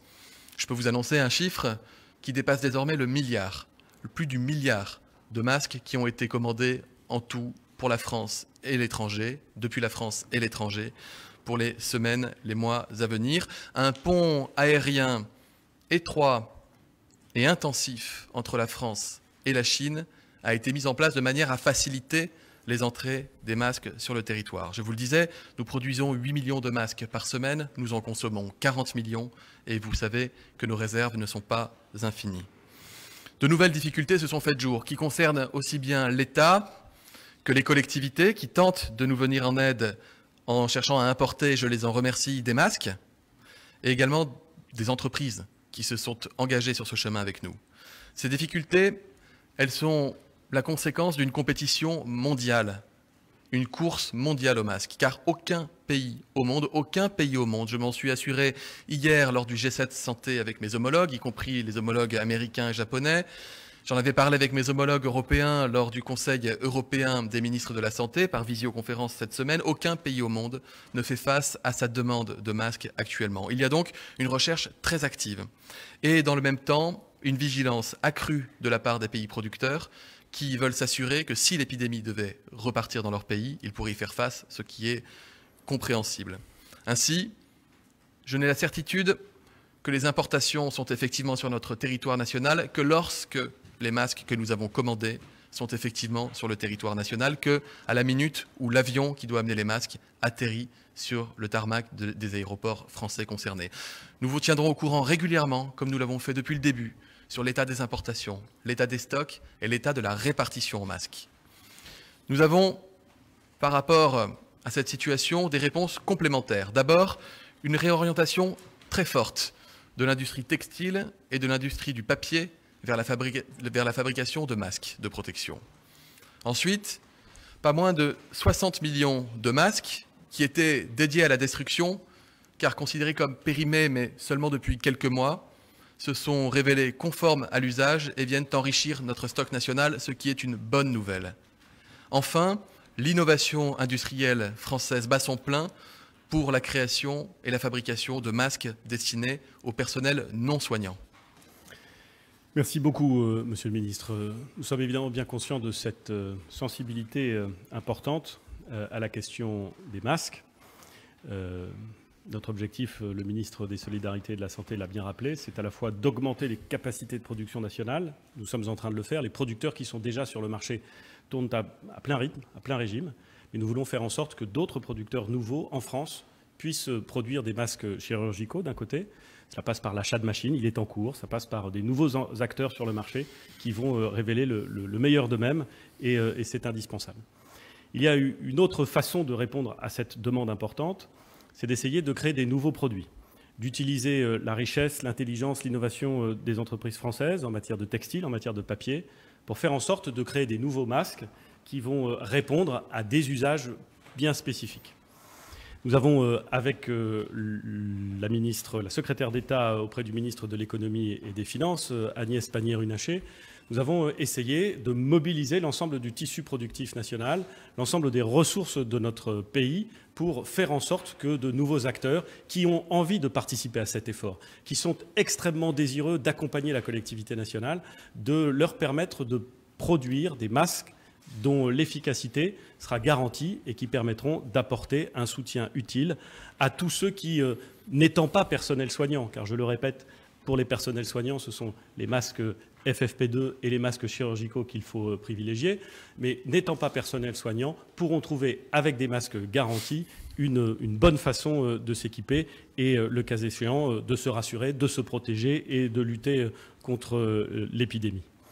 24 producteurs nationaux ont déjà été qualifiés, ou plus exactement, ont qualifié des modèles qu'ils veulent produire. Ils seront en capacité de produire près d'1 demi-million de masques par jour dans les prochains jours et au cours du mois d'avril, près de 1 million de masques par jour. Certains d'ailleurs pourront être réutilisés, certains seront lavables au moins 5 fois, ce qui permettra là aussi de compléter, d'enrichir la capacité de notre pays à s'équiper en matière de masques. Mais j'insiste de façon très appuyée sur le fait que le masque ne doit pas, sous peine d'être inutile, ne doit pas s'accompagner d'un oubli des gestes barrières que le professeur évoquait il y a quelques minutes. Mettre un masque, mais ne plus se laver les mains, l'enlever, le remettre, l'enlever, le remettre lorsque l'on veut parler, c'est bien souvent pire que de respecter très scrupuleusement les gestes barrières Et c'est la raison pour laquelle nous voulons insister sur la primauté des gestes barrières, la primauté de la distanciation sociale. C'est elle qui permet de produire un effet. Les masques alternatifs que j'évoquais, de catégorie 3 et 4, pourront entrer en distribution très rapidement et ils accompagneront, et j'appelle tous les producteurs de France à se renseigner sur les spécifications de production pour que la production s'accroisse encore. Un mot, enfin, au-delà des masques, pour évoquer l'aide que nous pouvons et que nous devons apporter aux soignants dans la vie quotidienne. Aider les soignants, c'est bien sûr respecter le confinement, je l'ai dit, c'est essayer aussi de leur faciliter la vie quotidienne dans un moment qui est très difficile. C'est ce que nous faisons avec la possibilité d'accueillir les enfants des soignants dans les crèches, dans les écoles, dans les collèges, qui restent ouverts en ce moment. En moyenne, il y a près de 10 000 enseignants qui sont mobilisés chaque semaine. Et je voudrais les remercier de cette mobilisation remarquable, remercier tout le personnel de l'Éducation nationale, remercier également les personnels des crèches, les assistantes maternelles qui jouent un rôle essentiel pour l'accueil des enfants. Nous avons également rendu possible, c'est le cas en Île-de-France, par des partenariats entre les hôpitaux et l'assurance maladie, la prise en charge des frais de taxi, de façon à ce que les personnels soignants, qui après des journées harassantes doivent rentrer chez eux, puissent le faire dans les meilleures conditions possibles. Au-delà de ce que j'indique ici, je voudrais saluer les initiatives prises localement par des associations, par des individus, par des collectivités territoriales pour prêter des véhicules, accueillir dans de bonnes conditions, soit à l'hôtel, soit chez les particuliers, les personnels soignants. Il y a tous les jours, sur tous nos territoires, des preuves d'une solidarité et d'une mobilisation absolument exceptionnelle. Il n'est pas possible d'en faire la liste ce soir, mais ils existent et tous ceux qui sont derrière ces initiatives et qui les font fonctionner rendent un service signalé à la nation. Je voudrais passer à nouveau la parole au ministre des Solidarités et de la Santé pour qu'il évoque la question des tests et des traitements, qui est une question extrêmement importante, qui est une question que beaucoup de nos concitoyens se posent et sur laquelle nous voulons là aussi faire la transparence totale. La question des tests. Je voudrais vous expliquer d'où nous venons, où nous sommes et où nous allons. Notre stratégie en matière de tests pour le coronavirus, elle a évolué. Elle a évolué avec l'épidémie et elle a évolué avec les données de la science. Au début, au stade 1, souvenez-vous, tout ce qui était cas suspect et tous les cas contacts des cas suspects étaient systématiquement dépistés à travers des tests qu'on appelle les tests PCR, qu'a décrit le directeur général de la Santé tout à l'heure. C'était le cas notamment à Contamine-Montjoie, qui nous avait permis à l'époque d'empêcher qu'un foyer épidémique ne se déclare en Haute-Savoie et ne s'étende à toute la France. Nous avons ainsi suivi scrupuleusement les recommandations de l'Organisation mondiale de la santé. Nous sommes même allés plus loin en testant systématiquement les donneurs de tissus, les donneurs de cellules, les femmes enceintes, ainsi que tous les patients hospitalisés partout en France dans les services de réanimation avec une fièvre inexpliquée ou des troubles respiratoires sévères inexpliqués. Ce qui nous avait d'ailleurs permis d'identifier dans plusieurs hôpitaux des patients atteints de coronavirus, à distance d'ailleurs des zones de circulation actives. Au stade de circulation active du virus, le stade 2, le stade 3, l'OMS nous recommande de tester les malades sévères, les patients hospitalisés, les personnes fragiles, porteuses de comorbidités, ainsi que les soignants. C'est ce que nous faisons depuis plusieurs semaines désormais. Ces stratégies correspondaient par ailleurs à nos capacités de test par PCR, ces capacités qui reposent sur des plateformes technologiques lourdes, complexes, et qui prennent du temps. J'ai entendu l'appel du directeur général de l'Organisation mondiale de la santé, qui appelle désormais à tester plus massivement. Il a dit « test, test, test », notamment à l'approche du déconfinement, notamment au moment où nous lèverons le confinement et où les Français pourront reprendre le cours de leur vie normale. Ainsi, cet appel entendu, nous augmentons sans relâche nos capacités de test pour atteindre des capacités massives. De 5 000 tests par jour la semaine dernière, nous sommes passés à 12 000 tests sur une journée comme aujourd'hui. Nous serons à 20, puis 25, puis 30 000 tests d'ici à une grosse semaine. Et enfin, nous atteindrons les 50 000 tests par jour par PCR d'ici la fin du mois d'avril, notamment grâce à l'implantation de plusieurs machines qu'on appelle des plateformes haut débit sur l'ensemble du territoire et évidemment, l'outre-mer ne sera pas oublié. Mais au-delà de ces questions de tests par PCR, il y a deux enjeux fondamentaux devant nous. Le premier enjeu, c'est celui de ce qu'on appelle les tests rapides. Certains d'entre vous ont commencé à en entendre parler.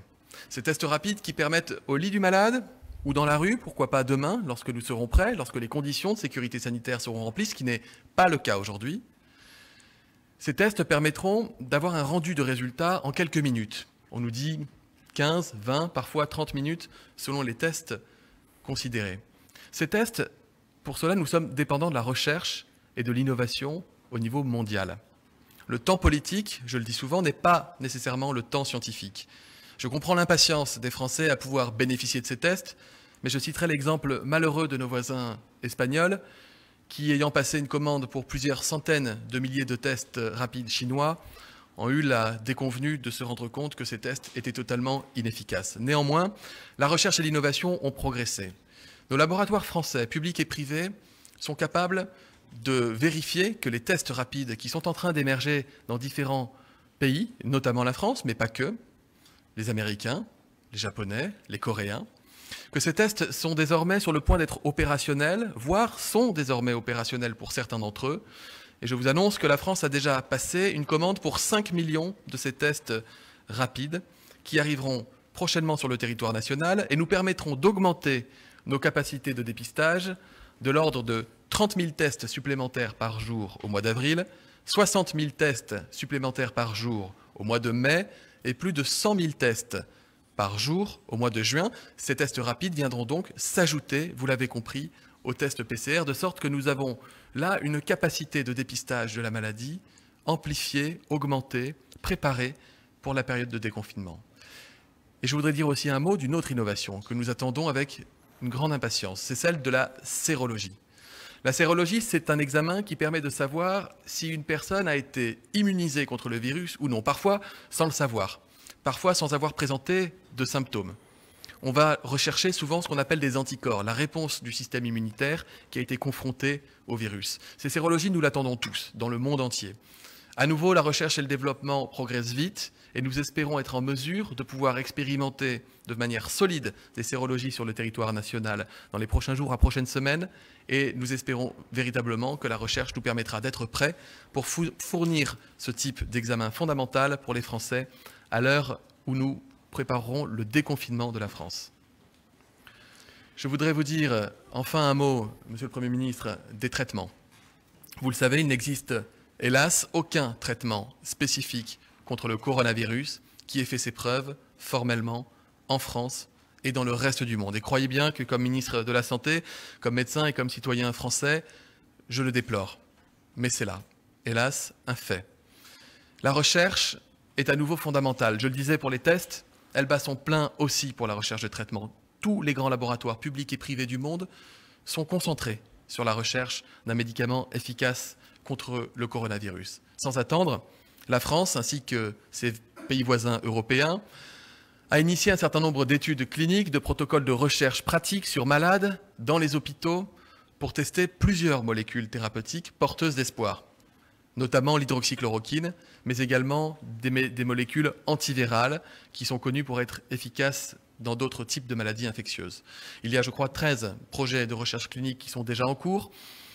Il y en a encore une dizaine qui obtiendront, je l'espère, un agrément très rapide pour pouvoir permettre d'explorer toutes les pistes thérapeutiques, ne passer à côté d'aucune opportunité d'identifier, en France ou ailleurs, un traitement efficace pour soigner les malades. Vous le savez, parallèlement à ces études, qui déjà regroupent plusieurs centaines de patients dans les hôpitaux français, j'ai autorisé sur recommandation du Haut Conseil de la Santé publique la prescription dérogatoire, hors recommandation, hors autorisation de mise sur le marché, sur avis collégial d'équipes hospitalières, la prescription de médicaments parmi lesquels l'hydroxychloroquine chez les patients hospitalisés. J'entends les impatiences, j'entends les remarques, j'entends les encouragements. Je m'entretiens régulièrement avec le professeur Raoult comme avec l'ensemble des infectiologues de ce pays et des pharmacologues. J'appuie toutes mes décisions sur les recommandations des sociétés savantes. Elles ont été 7 à se prononcer et à dire que les données cliniques et biologiques dont nous disposions était bien trop insuffisante pour prendre le risque de prescrire le traitement à d'autres Français que dans ces conditions.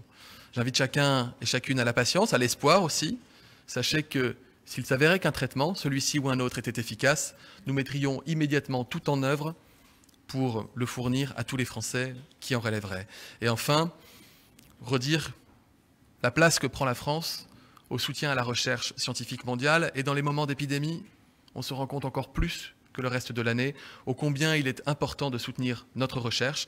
La France participe à hauteur de 5 milliards d'euros sur les 10 ans à la recherche scientifique, notamment, mais pas que, mais notamment dans la recherche médicale destinée à combattre les épidémies de type Covid. Merci, Monsieur le Ministre. Pour conclure cette présentation, je voudrais évoquer un aspect de notre stratégie, de notre politique, qui consiste, au-delà de la crise sanitaire, qui est l'urgence et qui nous occupe tous les jours, chaque heure, évoquer la protection due à nos concitoyens s'agissant des emplois et de leurs revenus. Évidemment, l'urgence est sanitaire, mais les conséquences de cette urgence sanitaire sur le tissu économique et productif sont sérieuses. Chacun de nos concitoyens a commencé à s'en rendre compte et beaucoup en sont évidemment inquiets. Pour protéger nos concitoyens, nous avons d'abord voulu protéger les personnes vulnérables en évitant les ruptures de droits. C'est la raison pour laquelle la durée de perception des allocations chômage est prolongée pour les demandeurs d'emploi qui ont épuisé leurs droits à compter du 12 mars 2020. On comprend bien que pour ceux qui arrivaient en fin de droit, il fallait pouvoir prolonger cette période car il n'est pas possible en ce moment, il est très délicat, très difficile de pouvoir chercher activement et trouver un nouvel emploi. L'éligibilité à plusieurs droits sociaux a été prolongée sans réexamen de leur situation car là encore, dire qu'elle aurait été conditionnée à un réexamen de la situation, c'était méconnaître l'impossibilité dans laquelle se trouvent beaucoup de nos concitoyens de procéder à ce réexamen. Nous avons décidé de repousser la fin de la trêve hivernale. Elle est normalement prévue pour le 31 mars. Elle interviendra cette année le 31 mai, ce qui est évidemment une mesure importante. Par ailleurs, nous avons également reporté au 31 mai 2020 la fin de la période durant laquelle les fournisseurs d'électricité, de chaleur, de gaz ne peuvent procéder dans une résidence principale à l'interruption ou à la résiliation du contrat pour non-paiement de facture. La rémunération des travailleurs accueillis en établissement et en service d'aide par le travail sera maintenue en cas de réduction de l'activité, voire de fermeture de l'établissement. Il s'agit là aussi d'accompagner ceux qui sont les plus fragiles et les plus vulnérables. Enfin, s'agissant de la protection des personnes en arrêt maladie, vous le savez, nous avons pris la décision de suspendre le délai de carence dans le privé et dans le public pour tous les malades pendant la période d'état d'urgence sanitaire. Je passe sur les dispositions de même nature, mais elles illustrent notre volonté de faire en sorte de protéger les plus vulnérables. Et puis, il faut protéger l'économie, pas pour le plaisir de protéger l'économie, mais pour faire en sorte que notre pays puisse, après la crise sanitaire, repartir, produire, recréer des richesses pour pouvoir les redistribuer, pour pouvoir faire en sorte de ne pas plonger et de ne pas poursuivre cette crise sanitaire en une crise économique qui aurait des effets délétères. Pour cela, nous voulons éviter les faillites d'entreprises, éviter les licenciements. Nous voulons tenir compte de la baisse notable de l'activité qui nous est signalée par l'INSEE et qui est constatée par chacun d'entre nous compte tenu des circonstances. Pour atteindre ces objectifs, nous visons pour les entreprises un principe zéro recette, zéro dépense, qui permet de geler d'une certaine façon la situation des entreprises aussi longtemps qu'elles sont fermées. C'est pourquoi nous avons mis en place des reports de paiement d'échéances sociales ou fiscales. Ça représente plus de 30 milliards d'euros de reports. C'est pour la raison pour laquelle nous avons prévu un report du paiement des loyers, des factures d'eau, de gaz et d'électricité pour les plus petites entreprises en difficulté. Et surtout, la raison pour laquelle nous avons mis en place un régime de chômage partiel renforcé, jamais vu en France, le plus généreux d'Europe, qui permettra aux entreprises de continuer à conserver leur main-d'œuvre, à conserver les compétences qui leur permettront de repartir une fois la crise sanitaire passée. Une fois encore, nous avons appris des dispositions de la crise de 2008 et nous savons qu'il est indispensable que les entreprises puissent continuer à disposer de leur main-d'œuvre pendant la crise sanitaire pour qu'elles puissent repartir ensuite. Pour les très petites entreprises, pour les indépendants, pour les professions libérales, pour les micro-entrepreneurs qui ont le plus de difficultés. Nous avons mis en place un fonds de solidarité d'1,2 milliard d'euros financé par l'État, par les régions, que je veux remercier, à hauteur de 250 millions d'euros, et par les assureurs qui se sont engagés à participer financièrement à ce fonds de solidarité. Il va permettre de distribuer dès la fin du mois de mars, le début du mois d'avril, une aide allant jusqu'à 1 500 € automatiquement. Et puis, dans les cas les plus graves, une aide complémentaire de 2 000 € pourra être versée.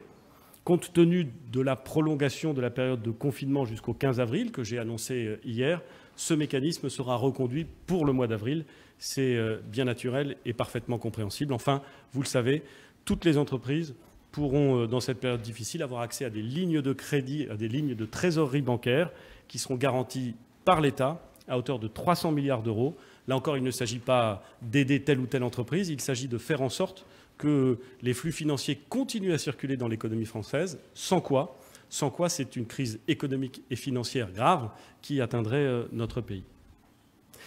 Mesdames et messieurs, nous avons, avec plusieurs professeurs de médecine et plusieurs spécialistes, avec le ministre des Solidarités et de la Santé et moi-même, pris du temps pour expliquer notre stratégie, expliquer nos contraintes, expliquer nos décisions, expliquer parfois nos inquiétudes. Nous sommes dans une situation difficile. Nous le savons, vous le savez. Nous sommes installés dans un combat qui va durer. La période actuelle est celle du confinement pour la plupart des Français. Elle est celle d'une activité redoutable pour les personnels soignants. Ce combat va durer. Et nous devons tous l'intégrer. Comprendre que nous devons nous installer dans un combat qui va durer. Un combat qui dure, c'est un combat que l'on gagne en faisant preuve de discipline. C'est-à-dire en respectant les consignes de confinement, les gestes barrières, l'ensemble des éléments qui vous ont été présentés, à la fois dans votre intérêt individuel, mais surtout dans l'intérêt collectif et dans l'intérêt des personnels soignants. Un combat qui va durer, on le gagne en étant concentré, tout à sa tâche. Et c'est un effort collectif que nous devons réaliser en la matière. C'est un combat que nous allons gagner grâce à l'innovation, à la recherche. Et la France est à la fois armée et elle n'est pas seule. Et puis c'est un combat que nous allons gagner si nous conservons, enracinés au fond de nous-mêmes, si nous savons l'exprimer, à côté de la lucidité, l'espoir. L'espoir parce que nous finirons par sortir de cette crise sanitaire. Nous allons la traverser et nous allons continuer à construire notre pays. Pour cela, il faut la confiance et il faut la transparence. Chaque semaine, le mardi et le mercredi, le gouvernement répondra, et c'est excellent, à l'ensemble des questions que posent l'Assemblée nationale et le Sénat. Dans une démocratie, le contrôle parlementaire est indispensable et je remercie les députés et les sénateurs d'exercer ce contrôle avec vigilance, avec fermeté, car il est indispensable à la confiance démocratique du pays. À intervalles réguliers, je reviendrai devant vous avec le ministre des Solidarités et de la Santé pour présenter les résultats de notre stratégie, pour évoquer les difficultés que nous continuerons peut-être à rencontrer, pour évoquer les pistes d'avenir et ce sur quoi nous travaillons pour sortir de cette crise. C'est à ce prix que nous réussirons tous ensemble à franchir cette étape difficile. Je vous remercie et je vais désormais essayer de répondre aux questions qui sont posées par les journalistes, ou plus exactement le journaliste qui les représente tous ici. Oui, bonjour Monsieur le Premier ministre, bonjour Monsieur le Ministre. Donc, comme vous l'avez constaté, je suis le seul journaliste présent aujourd'hui sur place, mais je tâcherai d'être le relais le plus scrupuleux possible des questions de mes consoeurs et de mes confrères. Tout d'abord, pouvez-vous vous présenter ? Jérémy Marot de l'AFP. Merci. Tout d'abord, si vous le permettez, peut-être une question d'ordre un peu plus général et qui se justifie peut-être par l'exercice d'explication que vous venez de mener. On voit à toutes les études le montrent qu'il y a une défiance importante dans la parole publique, qu'elle soit politique et parfois aussi scientifique. Alors, c'est pas nouveau, mais en période de crise, ça peut être problématique. Est-ce que vous n'êtes pas saisi par une forme de découragement, de n'être jamais vraiment tout à fait cru, alors que prospèrent parfois des théories du complot, comme on le voit encore aujourd'hui? Le découragement ne fait pas partie de la gamme d'émotions que je m'autorise. Et dans quelle mesure cette confiance que vous appelez est une pièce essentielle de votre stratégie de prévention, de lutte contre le coronavirus? Elle est essentielle parce que nous sommes dans une démocratie. Que dans une démocratie, ceux qui prennent des décisions, ceux à qui revient cette charge, et elle est parfois lourde, doivent expliquer. Ils ne doivent pas simplement expliquer les décisions qu'ils prennent, ils doivent expliquer les circonstances dans lesquelles ils les prennent, les contraintes qui se multiplient. Ils doivent expliquer qu'ils sont tenus de prendre des décisions sur le fondement d'informations qui sont parfois incomplètes et contradictoires. C'est la vie. Et chacun peut le comprendre. Et il est important dans une démocratie qu'on puisse en faire état. Et mon objectif, l'objectif de l'ensemble des membres du gouvernement, c'est de pouvoir régulièrement faire état de ces contraintes et des décisions en les expliquant. C'est la seule façon de faire dans une démocratie. Et ma conviction, c'est qu'à long terme, c'est toujours plus efficace que d'autres façons de faire. Vous avez évoqué vos inquiétudes quant à l'approvisionnement de médicaments. Il y a des pénuries qui semblent se profiler. Au-delà de cette inquiétude, quelles sont les mesures concrètes que vous pouvez prendre alors que la chaîne de production, on le sait, est très éclatée, qu'on est fort dépendant de l'Inde et de la Chine? Pouvez-vous ordonner des réquisitions de stock, des réorientations de lignes de production, et éventuellement des sanctions, puisqu'il me semble qu'elles sont rendues possibles, envers les laboratoires? Alors vous avez raison, une des inquiétudes, je l'ai formulée et je l'ai dit clairement, c'est non pas la pénurie de médicaments. Il y a beaucoup de production de médicaments partout dans le monde et il n'y a pas de pénurie de médicaments à proprement parler. Mais ce qui est vrai, c'est que comme le monde entier se trouve confronté à une situation où les besoins en matière de réanimation explosent, pardon de le dire comme cela, où la demande de respirateurs, de produits consommables dans le cadre des procédures de réanimation s'accroît à un rythme jamais constaté. Nous avons et nous pouvons avoir, dans les semaines qui viennent, dans les jours qui viennent, ici ou là, des tensions d'approvisionnement. Nous les réglons en assurant la coordination, la circulation de ces produits sur l'ensemble du territoire, parce qu'il y a des stocks. Nous la garantissons en faisant en sorte d'encourager l'augmentation de la production nationale, lorsque la production nationale est possible, et l'augmentation de la production mondiale. Je voudrais répondre d'une certaine façon, peut-être de façon un peu générale à la question que vous posez. Mais le monde entier est confronté à cette situation. Et le monde entier va donc devoir trouver collectivement des solutions pour accroître de façon considérable la production de ces médicaments, la production de ces produits. Partout dans le monde, et singulièrement partout dans le monde industrialisé, partout dans le monde occidental, des initiatives sont en train d'être prises par des acteurs économiques, par des industriels, pour faire en sorte de rentrer sur ces nouveaux marchés et de produire au fur et à mesure de cette demande qui augmente. J'ai bon espoir que la France, l'Allemagne, l'Italie, l'Espagne, le Royaume-Uni, bien entendu, et les États-Unis seront capables de s'entendre avec la Chine dans toute la mesure du possible, avec les autres pays qui sont capables de produire en masse ces produits dont nous avons besoin. Mais très concrètement, allez-vous ordonner dès maintenant la réorientation de production? La gamme totale des mesures est envisageable. La réquisition, nous l'avons fait s'agissant des masques, pour préserver la production nationale et faire en sorte qu'aucun des masques produits ou stockés sur le territoire national ne puisse sortir du territoire. Nous avons utilisé cet instrument, nous l'avons même utilisé très tôt. Donc la réquisition est possible. Mais la réquisition, ce n'est pas une baguette magique. Il faut que ça puisse avoir un effet positif sur le problème que nous rencontrons. Dès que nous aurons le sentiment que la réquisition est nécessaire, il sera procédé à des réquisitions. Il est parfois contre-productif de réquisitionner lorsque les chaînes de production sont éclatées et lorsque, en réquisitionnant, vous interrompez, vous venez fracturer une chaîne de production qui fonctionne encore. Il faut donc utiliser cet instrument avec beaucoup de prudence, beaucoup de fermeté quand c'est nécessaire, mais beaucoup d'intelligence, si j'ose dire, du système économique dans son ensemble. Une question sur la fiabilité des tests PCR. Il semble qu'ils provoquent de temps en temps des faux négatifs. Que pouvez-vous nous dire justement sur cette fiabilité-là?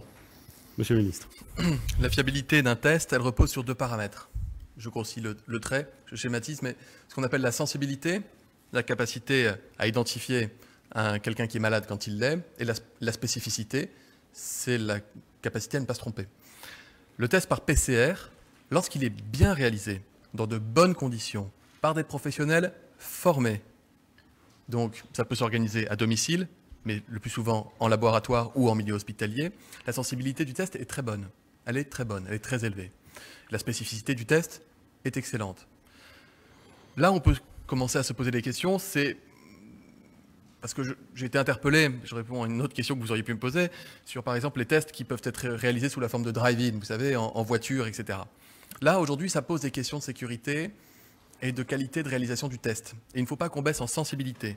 Parce qu'on l'a vu en Espagne, on le voit dans d'autres pays autour de nous, qui ont commencé à baisser un peu les normes et les critères, et qui se sont retrouvés en difficulté avec des patients qui n'arrivaient pas à dépister. Donc, nous faisons en France primer la qualité sur tous les autres critères.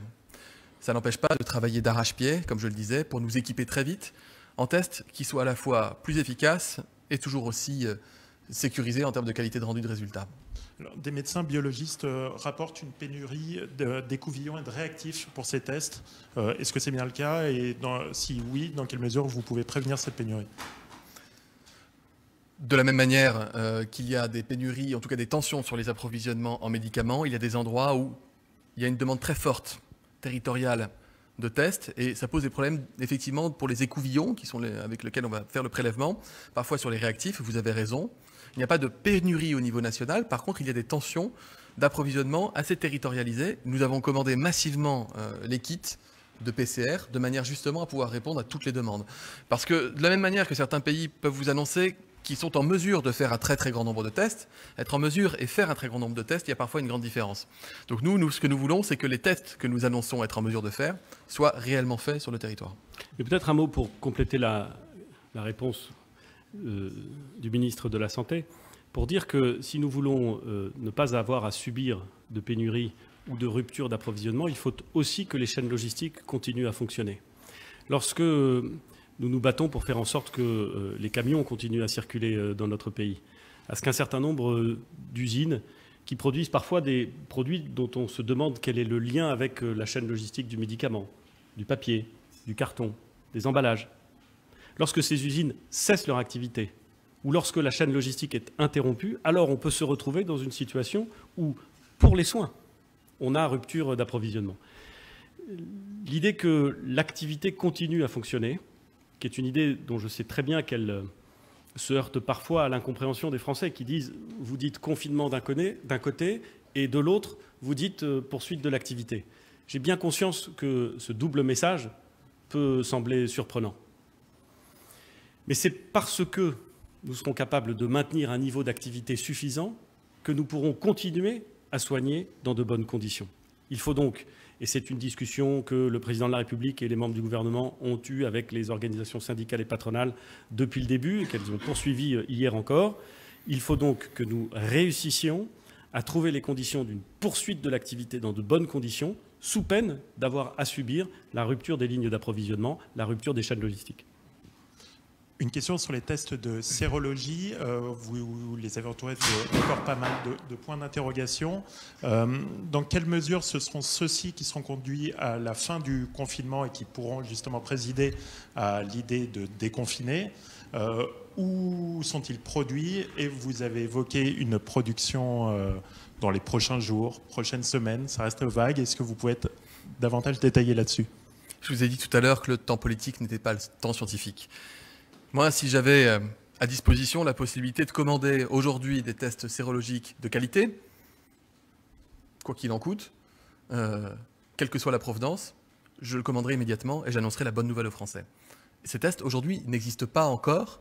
En tout cas, ils sont sur le point d'exister, mais ça, c'est très dépendant de la recherche. Et ce n'est pas dépendant ni des journalistes, ni des politiques, quand bien même serait-il ministre.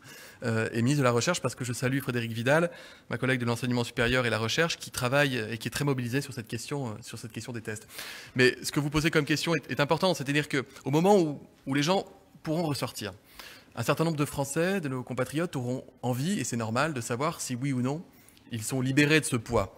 Et donc, il faudra être en mesure de répondre aux demandes progressivement, à mesure que nous serons capables de faire toutes les sérologies nécessaires. La sérologie, dans la mesure où elle passe par des laboratoires classiques et pas des plateformes PCR très complexes, n'importe quel laboratoire, demain, dès que nous aurons le savoir-faire, et dès que le savoir-faire aura été découvert quelque part dans le monde, pourront réaliser ces tests sérologiques. Donc ça démultipliera énormément notre capacité de diagnostic. Je ne sais pas si je suis clair.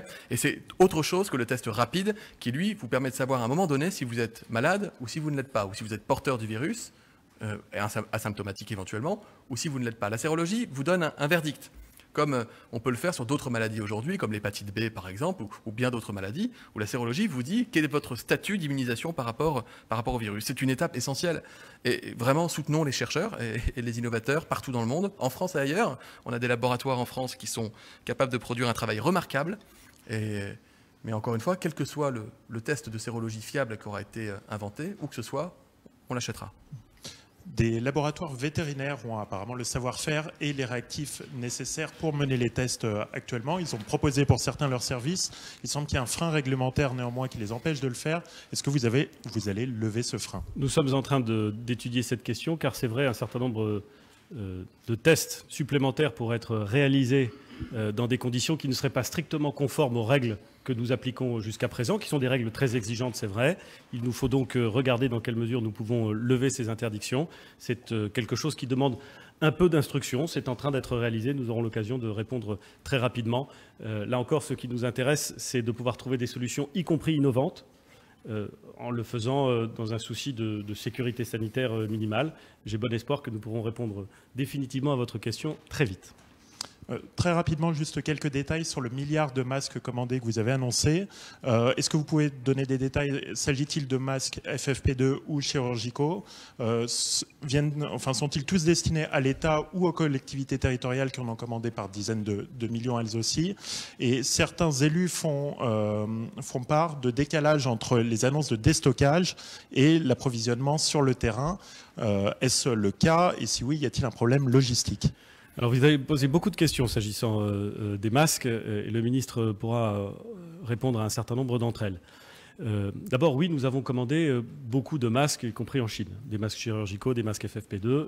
Ils sont commandés d'ailleurs parfois depuis longtemps. Et nous avons bon espoir que ces masques puissent arriver rapidement sur le territoire national. C'est la raison pour laquelle nous avons organisé, avec des logisticiens compétents, la mobilisation des moyens nécessaires au retour rapide de ces masques. Cela passe par la mobilisation d'un certain nombre d'avions cargo, ça passe par la réquisition, le cas échéant, d'avions de compagnies commerciales qui, évidemment, sont tout à fait prêtes à nous aider pour cela.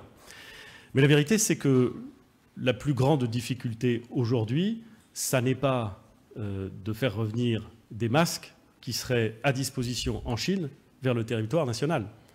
La grande difficulté, c'est de vérifier que les masques commandés sortent bien de la bonne usine pour arriver à l'aéroport. Le monde entier étant à la recherche de masques, il est parfois délicat et difficile d'être certain que les commandes passées sont effectivement honorées. C'est une difficulté que nous pouvons rencontrer dans nos commandes de masques. C'est une difficulté que beaucoup d'autres peuvent rencontrer dans leur demande de masques. Qu'ils soient acteurs privés, des grandes entreprises qui connaissent bien la Chine notamment, se sont engagés dans cette direction et éprouvent parfois des difficultés. Des collectivités territoriales qui, et nous les en remercions, se sont engagées dans des commandes, éprouvent elles aussi parfois des difficultés à faire arriver jusqu'à l'aéroport les masques en question. Mais s'agissant de la mobilisation des services de l'État, des contacts politiques que nous prenons, elle est totale, croyez-moi. C'est l'intérêt commun pour faire en sorte que les masques commandés et produits puissent bien arriver vers la France. S'agissant de la distribution sur le territoire national, du déstockage vers les points de distribution partout en France, je vais laisser le ministre des Solidarités et de la Santé répondre. Très rapidement, j'ai annoncé que 36 millions de masques ont été déstockés à destination de tout le territoire. J'ai déjà parlé des problèmes logistiques. Le Premier ministre, tout à l'heure, a cité l'arrêt d'une chaîne de distribution. Il nous est arrivé qu'il y ait des droits de retrait prononcés de la part de personnes qui devaient emmener des masques de l'entrepôt national vers les territoires. À chaque fois, on prend 24, 48 heures de retard. J'ai annoncé tout à l'heure, s'agissant des EHPAD par exemple, qu'on va davantage s'appuyer sur les départements et leur propre réseau de distribution pour être capable d'acheminer plus simplement et plus rapidement. Encore une fois, je comprends parfaitement la colère, la détresse, le désarroi des professionnels de santé qui attendent du matériel de protection et qui ne le voient pas arriver. Le problème principal, le problème majeur, le problème majeur, c'est la gestion de ce stock, c'est-à-dire cette capacité que nous avons dans la durée de garantir à ceux qui sont le plus exposés, qui pourront bénéficier du plus de protection. Mais nous mettons tout en œuvre et lorsque nous annonçons des chiffres de déstockage, mais je ne pense pas que ce soit le sens de votre question, je peux vous confirmer que c'est le nombre de masques que nous déstockons. Et j'insiste avant de répondre à la dernière question que vous poserez, sur cette nécessité de tenir dans la durée. J'ai beaucoup insisté sur ce sujet, c'est une de mes obsessions. Vérifier que dans le stock dont nous disposons, qui est toujours réel et dont heureusement nous disposons, nous soyons capables de garantir au personnel soignant qui, demain, aujourd'hui, mais aussi dans une semaine, dans 2 semaines, peut-être dans 3 ou 4 semaines, continueront à mobiliser ces besoins de masques pour lutter contre le virus, que nous soyons bien capables de le leur garantir. C'est ma priorité, et c'est une priorité qui s'inscrit dans la durée. Et il faut bien comprendre que nous gérons ces stocks qui existent dans la durée, pour prendre toutes les décisions pour garantir aux soignants d'être équipés dans la durée. Au-delà d'Air Liquide, dont vous avez annoncé la participation à la fabrication de respirateurs, lancez-vous un appel à d'autres industriels à produire temporairement, modifier leur activité pour produire temporairement des respirateurs? Mais bien sûr, l'engagement de toutes les forces industrielles, de toutes les innovations industrielles est nécessaire en ce moment. Et je crois qu'il y a beaucoup de nos compatriotes, beaucoup de responsables d'entreprises qui l'ont compris. Nous avons évoqué le cas de cette entreprise Air Liquide qui fabrique en temps normal des respirateurs et qui augmente ses capacités de production. Mais il est d'autres entreprises, notamment dans le secteur automobile, qui ont compris la nécessité de pouvoir réorienter leur production, l'adapter de façon à contribuer à cet effort national. Là encore, j'ai eu l'occasion, et je conclurai par cela, de dire à l'Assemblée nationale que lorsque notre pays était confronté à une crise de cette ampleur, on voyait ce qu'il y avait de plus lumineux et ce qu'il y avait de plus sombre dans la personne humaine. Le plus sombre, ce sont les trafics. C'est la revente de masques. C'est le marché noir qui peut exister en la matière.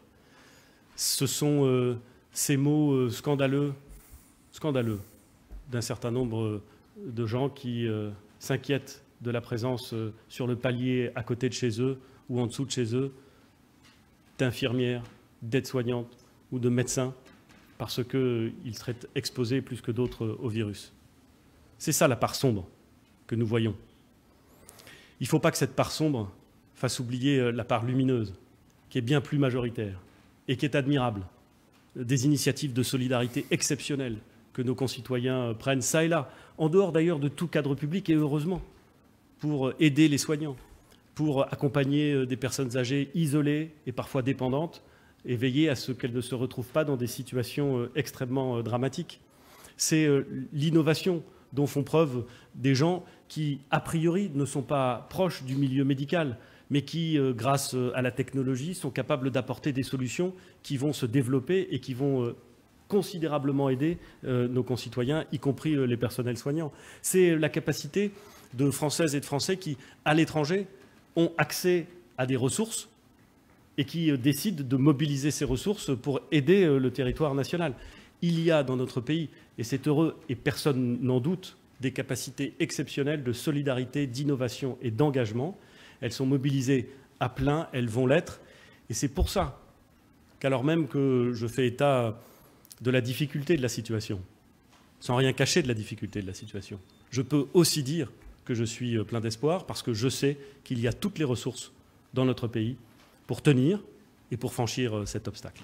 Je vous remercie très sincèrement. J'aurai l'occasion, je l'ai dit, dans les jours qui viennent, dans les semaines qui viennent, de reprendre la parole de cette manière pour faire toute la lumière sur les décisions et les difficultés que nous connaissons. Merci beaucoup.